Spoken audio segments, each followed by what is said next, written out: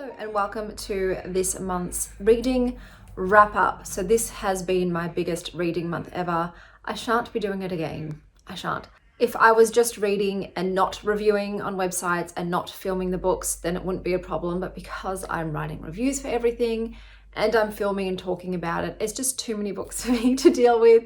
So I am going to try and consciously cut back on the amount of books that I have read. But this month, I read a total of 67 books. That is 20,680 pages. I'm putting all pictures up of the stats here. So the non-fiction and fiction split was 87 and 13, which is a bit less than usual. I normally read more non-fiction, but to be honest, there just hasn't been a lot of non-fiction coming out that I have been interested in at the moment. So out of those 67 books that I've read, 17 were DNFs. So I read about 50 books in full out of those 67. With genres, as you can see, the top 10 were fantasy, romance, YA. Literary and contemporary are basically the same in this. I checked which books that they classified as them, and literary had maybe one or two more, which were sort of classic literature, but otherwise it's the same genre. Historical, queer, thriller, graphic novel, mystery, feminism, and then as you can see, the list goes on. Now with my ratings, my average was 3.47, so close to the 3.5 that I am trying to obtain. So I am just, once again, I'm just going to be really trying to stop myself from reading a book that is feeling like a 3. Sometimes I have this thing where I'm like, okay, maybe I'll give it a chance. Maybe the ending will be so phenomenal, it'll turn it around and bump it above the 3.5 mark. Hardly does that ever happen, to be honest with you. So I don't like having to sit and give reviews about books that are 3 stars or less. It just feels like I'm talking about these mid books. I'd rather be talking about phenomenal books. So I would rather just have DNF them, saying it's just not for me, move on. And I'm going to really try hard to do that. I'm not even aiming for 3.5. I'm aiming for 3.75 this month. That's how audacious I'm being. Because as you can see, 3 stars is the majority of the rating that I give almost everything. 3 stars, middle of the road. Okay, so now let's go on to the books. So I'm going to start with the books that I did not rate. So we have Zatanna, which is a mid-grade graphic novel about a girl whose father is a magician and there is some magic involved. I'm not going to talk about these in detail because there's 67 of them. So I've done videos on all of these books. They're in all of my vlogs, so feel free to look at them there. Malta, which was a cookbook about Maltese food. The Bad Guys by Aaron Blabey, another book in that installment of a series that my kids absolutely love and find hilarious. The Little Frog's Guide to Self-Care, illustrated affirmation book. A Field Guide to Getting Lost. This one was a weird one. It was hard to describe. The writing was beautiful. It was sort of just musings and ponderings of the author. Neon's Secret Universe. It's about unicorn goo and parallel universes. Did You Say Something, Susan? A book about using your voice and speaking up and asserting yourself, aimed towards women. Radiant Rest. So this book was about yoga nidra, but it included a lot of practices and rituals and other bits and bobs along with it. Witch's Forest. So this was the 3rd installment in this series. Magic of Mushrooms was my favorite. It's a 5-star book. Witch's Garden was a bit better than this one. This one was lacking, especially to do with the witches and the remedy part, which it promised on the cover. Pride and Prejudice. This was a rereading. I read it in my youth and absolutely loved it. As an adult, I found it a bit boring. It's just so weird how sometimes when you reread books, they can either be better or worse than they were originally. So that was Pride and Prejudice.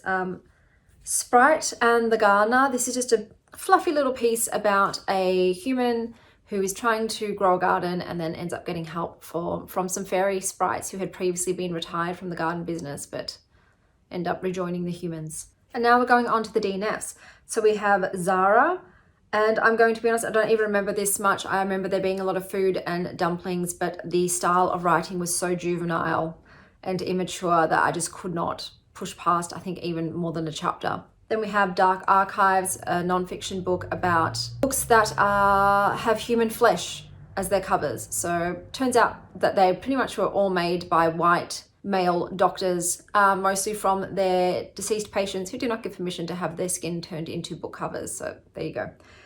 Red Queen. This was a sort of murder mystery thriller with a chick who's just a savant at profiling and figuring out who the killer is, but it just fell flat. I think it was a lost in translation thing. A Certain Hunger, about a psychopath woman serial killer. It was gory and violent, and I didn't like it. It just unsettled me, and I didn't like this psychopath, the main killer. I don't want to be in her point of view when she has no remorse and just likes killing people viciously, brutally, gorily, for no reason whatsoever. Brutes, bloody confusing book. This book was so confusing. I read so much of it, and then I even read the ending just to see how it ended, and it was confusing. It's a girl goes missing, and there's some teenage girls who may or may not know where she is. When the Earl Met His Match, this was a Stacey Reid. It's a historical Regency romance. This one has a deaf male love interest, and the female love interest is pregnant with another man's child. I can't do the pregnancy trope. I can't do it. I can't have people making out and feeling babies kicking. No. Women of Myth, something of that vein. I can't actually read the title, it's too small. This was illustrated, but not every goddess got illustrations. If you're having a book about goddesses, make each of them have a picture so you can see a depiction of the goddess. It was just very basic. After the Rain, which is a contemporary litfic about a woman, I think she was originally from Fiji, I think, in Australia with an Australian husband, trying to have a baby and sort of just about their life. It was just a bit too slow for me. Understanding Modern Spirituality. Yeah, I didn't like this one. I said DNF, but I actually didn't DNF this one. I read this one. So my record keeping obviously was a bit all over the place, but this one I think I gave like 2 stars. Did not like it at all. Did not agree with the author's opinions. It was a bit weird.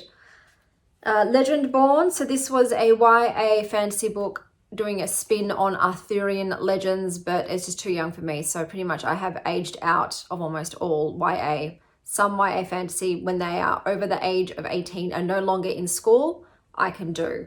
This one, they were still in school, and I was just like, no. Love and Gelato. So this is a romance. You've got a girl whose mother passes away, tells her to go to Italy. Turns out she has a dad who she's never heard of before, who lives there. That was just the most unbelievable thing for me. Not once did the mother mention who the father was.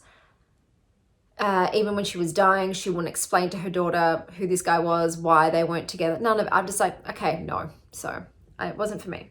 If I Had Your Face, sort of, I think this was set in Korea, and a look at the beauty industry and beauty standards and what some women were doing to be able to be considered beautiful. It was in multiple POVs, but yeah, I just couldn't get into it. Self-Portrait with Ghost. This was a bunch of short stories that were just really boring and not interesting and didn't really have any punchline to them. Dazzling, I think this was based on folklore. I can't remember which country. I think it was an African country. And it had 2 protagonists, and it was going back and forth in time between both of their point of views, and it was taking too long to be coherent for me to understand what's actually going on. How do these correlate with each other? So I did DNF that one too. Talking at Night. I'm going to be honest, I don't even remember this one. It's litfic, and I don't remember it. That's completely gone from my memory. Bellies. This was about a gay couple, one of whom ends up wanting to transition, but I didn't like the main character, and you're in their head, so I decided to DNF it. Assistant to the Villain. Oh, this was just really lame. It felt like Wattpad fiction. The chick was just obsessed, objectifying the dude, like to an uncomfortable degree, about his thick thighs, you know, like, okay, we get it, they're juicy, but there's just no substance to it. And then we had Audition, which was bizarre. So this was just running dialogue. You have 3 giants stuck in this spacecraft, and they have to talk to keep it moving. That's how it continues on its trajectory, with them talking. And also, if they stop talking, they continue to grow, and they're running out of space in the spacecraft. So they were just rambling on and on and on and on, and I didn't really find their dialogue of particular interest, so I DNF'd that one. Okay, and so because I DNF'd, I didn't have too many low-rated books because I did manage to DNF fairly well. So we'll start with the lowest one, which is 2.5 stars, and this is Solita. This was touted as a dark gothic romance. It really didn't feel that way at all. The main character, I don't know. It just felt like, once again, bad Wattpad fiction. I didn't buy the romance. The dialogue was cringy. The relationships and the storyline, it just felt a bit slapdash. Not refined, you know, so that wasn't. With 2.75, we have the London Seance Society, and this was an audiobook that I listened to. It was dull, and I should have known. It's the author who did The Lost Apothecary, and I did not like that book for the same reason. It just felt really slow and really boring, and it didn't pack a lot of a punch. And this was the same thing. You think ghosts and seances and murder, it'd be more interesting than it was. It wasn't. It wasn't, it was a sapphic romance, which, okay, nice, but I didn't actually like the couple and I don't think they should have been together. Felt like an unhealthy dynamic, so this was a fail for me. And then we have 3 stars, the biggest, chunkiest, meatiest section. Never Lie by Frida McFadden.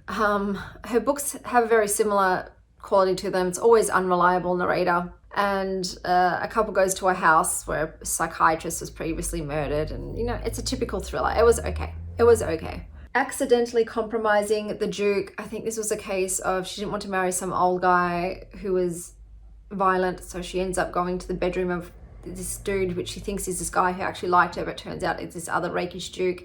And then she compromises herself and has to marry him. It was okay, you know, it was fine. Bicycles and Broomsticks, short stories about chicks on bikes, but less of a magical lean than I was expecting. I was expecting a bit more magic, and they were all just okay. Junk wraith, so in this world, any sort of like things that you discard carelessly turn into sort of ghosts and wraiths. And this girl discards something and it touches her and she's like wraith touched and she has to find a cure. It was fine. The illustrations were lovely, but the story itself was okay. You know, it could have been done better. It could have been executed better. Then we have The Duke's Shotgun Wedding. I think this was one where she comes into this guy's office and demands satisfaction because she'd been courted by his brother and his brother had just gone off and married somebody else. So she was like, I demand payment for having been compromised, and they decided to just marry each other. It was just, what the fuck? Not a slow burn, just straight into it. They have sex the next day. So this is it's not my flavor, you know? The Marquess and I think this one, the main chick was blind and the dude was a former childhood love of hers. And she sort of spurned him because she, you know, he was like the 2nd or 3rd son, and so that wasn't good enough. But then, you know, she gets disabled, and what are her prospects now? Now because his other brothers have died, he's the main heir. It was okay. Unfortunately, because I have read so many bloody books, I am just real fussy now. Things feel too similar, too same. They just don't hit, you know? So this was just, yeah, one of those. Immortal Longings, a retelling of Cleopatra and Antony in a world where people can jump bodies, put themselves into other people's bodies. It had a very interesting premise. It just wasn't well executed at all. There was a lot of plot holes and I didn't really buy the romance. It was quite vicious. Everyone was, I say, morally dark grey. They were just straight up killing innocents, jumping into children's bodies. There's no consent here. My Roommate is a Vampire. I guess it was kind of supposed to be like a Buffy situation with an old vampire who's been sleeping for 100 years and needs to acclimate back into the real world, and a cute, quirky, clumsy, down on her luck chick to help him do it. It just felt cringe. It was just too cringe for me. It's not believable. And yeah, I think some people really enjoy it, but it was just too dumb for me. Bitter Thorn. This was a sapphic, what do you even call this? It's sort of a retelling of the Swan Prince, but not very modern, but not a lot of magic, a lot of fairy tales. Once again, I don't think I liked any of the love relationships in this. It was interesting. The place setting was weird. It was wacky, but yeah, it ended up just being a mid-read. Because of Miss Bridgerton, Regency romance with a girl that likes to climb trees and wear pants and, you know, speak up and have a personality, and a dude that they've grown up together but they've always disliked each other, but then one day she gets stuck on a roof trying to save a cat. He gets stuck up there with her and things change. Romance blossoms. It was fine. But The Girl. So this was a case of, I think, an Australian girl getting an artist's residency in the UK or Scotland and talking about, you know, race and art, and yeah, it was just all a bit boring, but okay. You know, all my 3s are like, it's okay. Some people might really like it. For me, I'm ambivalent about it. All the Better to See You, which is a middle grade retelling of Little Red Riding Hood, which had 2 absolutely superfluous POVs, only needed the one. It's quite violent and gory for a mid-grade. But yeah, it was interesting. It had a bit of a twist, obviously, but I side-eye a lot of the choices of some of the people in this book to stand by certain people after their actions. Seems like trauma bonding to me. Then we had A Study in Drowning, which is supposed to be like a gothic tale, and it is. It's in a dilapidated house on a cliff with a lot of sea spray. It felt gothic. It felt cold and absolutely miserable. In the book, it's about a poet and sort of discovering if he was a fraud, what the real story is about his famous poem. There's magic involved. There's a fairy king involved. I wish it had more fairy king, more magic. less students note-taking in an old moldy house. The romance was just not it for me. So yeah, it was also quite slow-paced and it felt a bit drawn out, so 3 stars. A Lady's Guide to Scandal. God, do I even remember this one?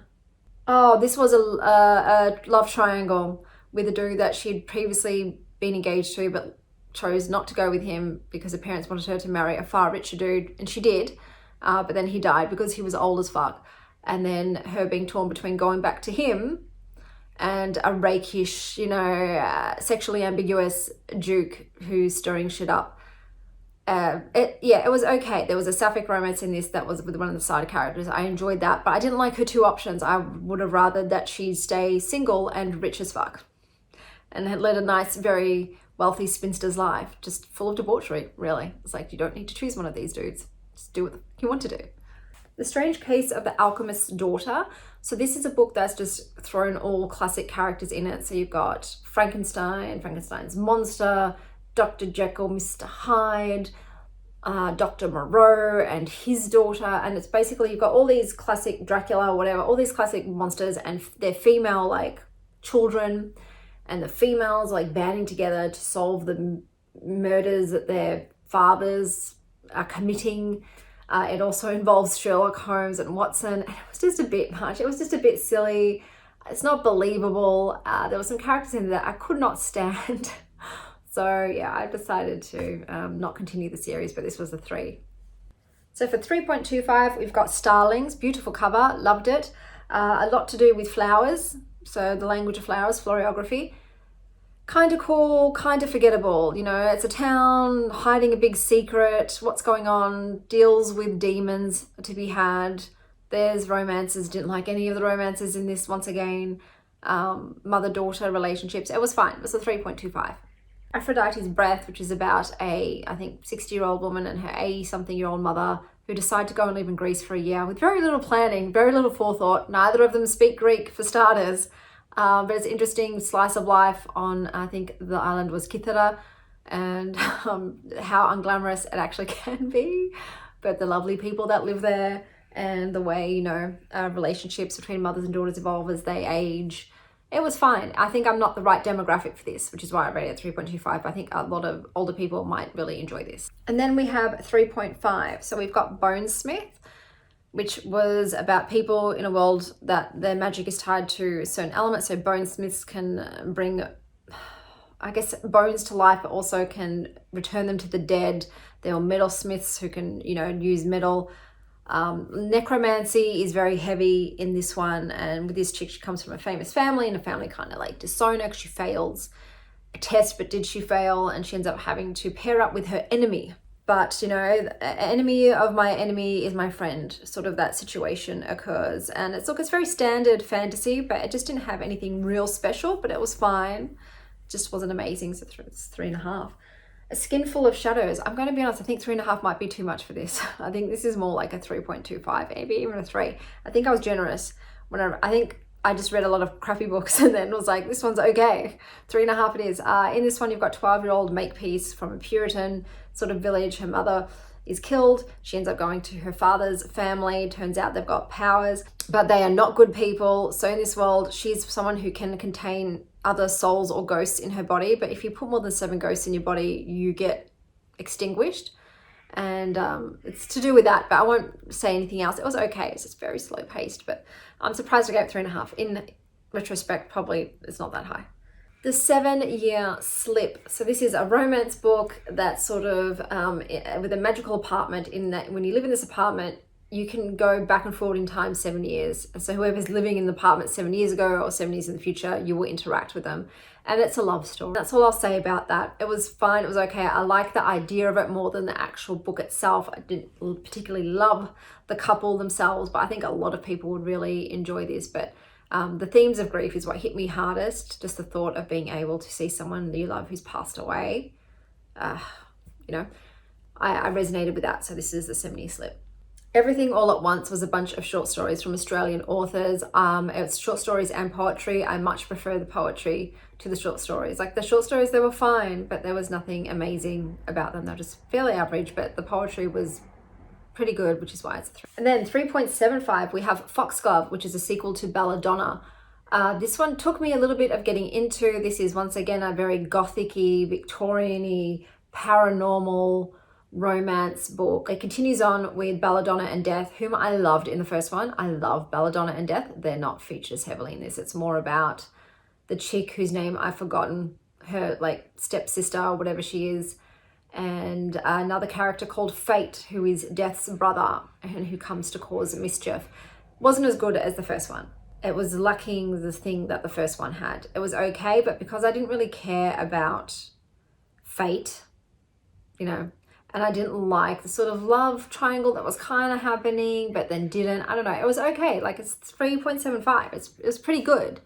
Just not great, you know, not as good as the first one. Then you have The Librarianist, which is, it's a very slow, quiet book about a former librarian. I think he's like 80 years old now, and the life that he'd lived. So it goes present day, back to when he was a child, and then during his adult years when he was married to this woman, and what happens in his life. And he ends up volunteering at an aged care facility and meets some people there who tie into his past. I just enjoyed it. It was soft, it was quiet, it was sweet. One Puzzling Afternoon. So this was a mystery where you have a woman who has Alzheimer's or dementia, and she's telling her family she needs to tell the truth about her friend that went missing when she was a child. So it goes back and forth in time, and you see what happened to her friend. And yeah, it was good. I enjoyed it. It's something I resonated with because a lot of my grandparents all had ended up having dementia and psychosis and things. So I've seen firsthand what it's like for them. But in this one, you're in the mind of the woman and you can see how it's affecting her personally. So I thought it was a decent read. Then you have The Death of Mrs. Westaway, which is basically Knives Out, but instead of a nurse who gets the fortune, it's a long lost granddaughter. She's a tarot reader as well, which is, you know, up my alley, and her trying to figure out what she's doing with this inheritance and this wacky ass conniving rich as shit family who've got a lot of drama. There's a lot of drama, a lot of murder, a lot of mayhem, a lot of backstabbing, a lot of subterfuge. So it was a decent time. 3.75. Now we've got 4 stars. So we have Bizarre, which is a non-fiction book about different psychological conditions, either from birth or from injury. There was a lot of ones I never heard of before. Quite interesting. It's like psych popcorn, you know, entertaining psychological facts and cases. So if you like reading about really interesting cases of human beings acting really weirdly, doing weird shit, like there's a condition where people believe that they're dead. They think that they're dead and that they should be buried.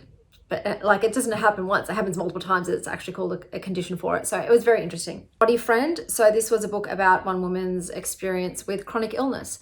And in this book, she has 2 friends, one Sylvia after Sylvia Plath, one Frida after Frida Kahlo. And they're the 2 ways that sort of you deal with your condition. Sylvia was rest, and Frida was, you know, active recovery, so exercise and treatment. And it was just really interesting. And as someone who has chronic illness and also lives in Melbourne, I resonated with the book. The Bandit Queens. So in this book, I think it's this book is based on, I've forgotten her name. Oh, Devi, I can't remember, but this famous bandit queen. And in this village, a woman's husband goes missing and people think she's killed him. So all these other women come to her for assistance with killing their abusive, shitty husbands.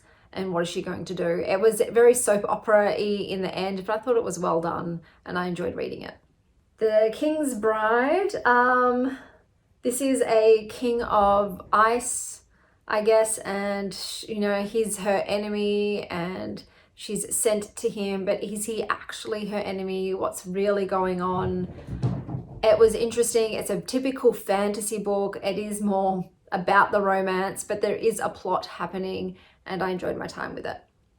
Go with the Flow, which was a middle grade book about getting your period. I thought it was pretty well done. The illustrations were good. I just wish they talked about toxic shock syndrome more, since they do sort of refer to tampons more than pads or menstrual underwear or menstrual cups. So that was my only gripe with the book, but otherwise I think it's a good book about periods for girls. And also the girls in this were trying to champion their schools to supply sanitary napkins in their bathrooms for free for students, which I guess isn't in America, but I'm pretty sure is in Australia now. So we've got 4.25 with Witch of Wild Things. This was a sort of like charmed book where you've got 3 sisters and they all have powers. One of them went missing and is presumed dead. The main character, I think her name was Say. Family is really abusive though. So that was my only letdown with this, was that her family was abusive. I didn't like them and I don't think they deserved to be given another chance. But otherwise, there was so much plant magic in this, and I absolutely love plant magic. There was delicious food mentioned. The romance was okay. But yeah, it was a good read. 4.25, you know, like I enjoyed my time with it. Fall of Ruin and Wrath. Why don't I remember this book? I remember the spice. I remember being like, oh, okay. It's one of those books. But why don't I remember? It's just gone from me now, but I did enjoy this. I did like the main protagonist, I think as well, fiery and feisty and, you know, powerful. I just don't remember. I think it's just a very typical fantasy kind of style book with a heavy lean on the romance and spice. But I think it was good, and I think I did want to continue with the series. I just can't remember it right now. Toot this on a mean. Okay, 67 books in 1 month. It's just too much. Lessons in Chemistry. So I read this for the book club. And it was good. You know, it's been turned into a TV show, and I think it will definitely work as a show. When you're reading the book, it's one of those books where you can see it as a show in your head. I don't think the main character is that likable. They try to make her like overly quirky and defiant and strong and neurodivergent and science rah-rah. But I love the dog in this. 6:30, use the best. The love story in this I thought was also wonderful. The way it also dealt with grief I thought was also spot on. So I love those elements, and overall it was a good book. And I enjoyed it. It was a quick read. I just wanted to finish it until the end. So I think this one that would appeal to a lot of people. And I think it made like Goodreads top books as well. So it's, you know, it's a good book. 4.5 stars. So we have Morgan Is My Name, which is about Morgan Le Fay. And I loved it. I wished it continued. It stopped like so soon into her adult years. I was like, no, don't stop then. Please continue on. She's just a bad bitch. And I love her. I love her. I was hoping for a bit more romance between her and her childhood love. Didn't happen. So I'm guessing if you want like happy endings and stuff, it's probably not your kind of book, but I have a feeling it's going to continue. It doesn't seem that way, but it should, the way it just finished. But I enjoyed it, and I think Morgan Le Fay is awesome, and I don't think she's really a villain at all. I know that in later retellings she's cast as a villain, but she wasn't originally, and I don't know. But yeah, she's just a fascinating character. Then we have Stephen Fry's Mythos, and if you're going to get into Greek mythology, this is where I recommend you begin. It's just well done. I especially highly recommend the audiobook because Stephen Fry is an excellent narrator, and it's the Greek mythology, but it's done in a way that you can understand it without being overwhelmed, and there's humor. There's humor in it, you know? So it was just very easy to listen to, and I enjoyed it. And like I said, I think it's a great way to get your feet wet when it comes to Greek mythology. So I had 0 5-star reads this month. 0 out of 67 books. That's what I mean. It's not great, bruh. The highest one is 4.75, and that is Delphi, which I just really like this cover. It just really does something for me. This book is basically about a middle-aged woman going through her life during the pandemic, but it's overlaid with different mancies, so like cartomancy, taromancy, and neuromancy, different ways of divining the future, and also Greek mythology. So these are 2 things I like. Divination and Greek mythology are my jam. So put that in to this slice of life kind of book about a mother during the pandemic. I enjoyed it. You know, it's, I guess, my kind of litfic. It's got something a bit extra that makes it more enjoyable. I didn't love the infidelity part. I think that's why I knocked it down. Otherwise it would have been a 5-star read for me because I just thoroughly enjoyed it and I like the way it was written. But yeah, this is my highest rated book this month. That's why I'm like, I really need to not push through with other books that are just feeling very mid. I want to go for the 5s. I'm not just looking for a 4, I'm looking for a 5. So hopefully this month, fewer books, higher average rating, more in the 5s category. Let's you know, cross our fingers for it. It is spooky season, so I am going to be reading more fantasy witchy kind of books, which is my jam. So hopefully that will also help with this. But that was my wrap up for the month of September. Until next time, stay wild, star child.